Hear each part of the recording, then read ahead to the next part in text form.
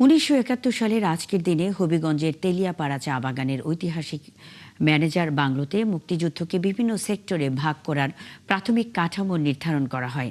সেনা কর্মকর্তাদের এক বৈঠক শেষে কর্নেল ওসমানী নিজের পিস্তল থেকে গুলি ছুড়ে প্রতিরোধ যুদ্ধের সূচনার প্রতীকী ঘোষণা দেন। যথাযথ সংরক্ষণের অভাবে ইতিহাসের সেই গৌরবময় সাক্ষ্য আজ হারিয়ে যেতে বসেছে। সহকর্মী শাকিল চৌধুরী পাঠানো তথ্য ও ছবিতে প্রতিবেদন। হবিগঞ্জের মাধবপুর তেলিয়াপাড়া চা বাগানের ঐতিহাসিক ম্যানেজার বাংলো।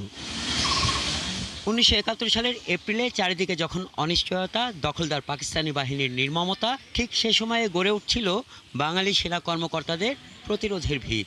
এ বাংলোতেই রচিত হয়েছিল মুক্তিযুদ্ধের এক গুরুত্বপূর্ণ অধ্যায়।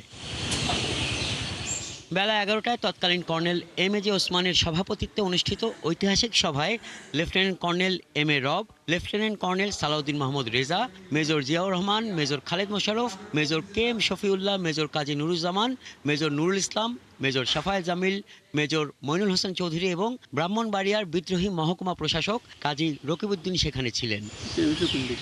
বাংলাদেশের মুক্তিযুদ্ধকে বিভিন্ন সেক্টরে ভাগ করার প্রাথমিক কাঠামো নির্ধারণ করা হয় ওই বৈঠকে। কর্নেল ওসমানী নিজের পিস্তল থেকে গুলি ছুড়ে প্রতিরোধ যুদ্ধের সূচনার প্রতীকী ঘোষণা দেন। এখান থেকেই 10 এপ্রিল মুক্তিযুদ্ধের ঘোষণাপত্র পাঠের পরিকল্পনা ছিল, কিন্তু নিরাপত্তার কারণে তা বাস্তবায়ন করা যায়নি। মুক্তিযুদ্ধের প্রথম স্মৃতি বিজড়িত স্থান, সে জায়গাটাই আমরা সংরক্ষণ করতে পারিনি। আসলে আমাদের এখানে একটা খুব কষ্ট বিরাজ করছে আমাদের ভিতর। মুক্তিযুদ্ধের সূতিকাগার বলা যায় এই তেলিয়াপাড়াকে। এই তেলিয়াপাড়া থেকে মুক্তিযুদ্ধের সকল প্ল্যান প্রোগ্রাম হয়। ইভেন 17 তারিখ এখানে বাংলাদেশ সরকার গঠন করার কথা ছিল। 1975 সালে এখানে মুক্তিযোদ্ধাদের স্মৃতি সংরক্ষণে বুলেট আকৃতির স্মৃতিসৌধ নির্মাণ করা হলেও ইতিহাসের এই গুরুত্বপূর্ণ স্থানটি আজও পড়ে আছে অবহেলায়। নেই পর্যাপ্ত সংরক্ষণ, নেই যথাযথ পরিচর্যা। এখানে কয়েকবার মুক্তিযোদ্ধা স্মৃতি জাদুঘর নির্মাণের উদ্যোগ নেওয়া হলেও অজ্ঞাত কারণে তা বাস্তবায়িত হয়নি।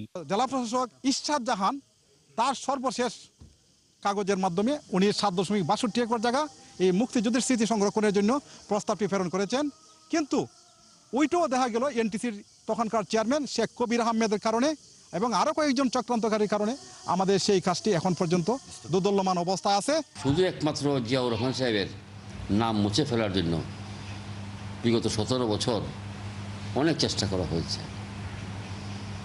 কিন্তু তারা সফল হতে পারেনি। যদি তেলিয়াপাড়া স্মৃতি মুছে যায় তাহলে জিয়াউর রহমানের স্মৃতি মুছে যাবে।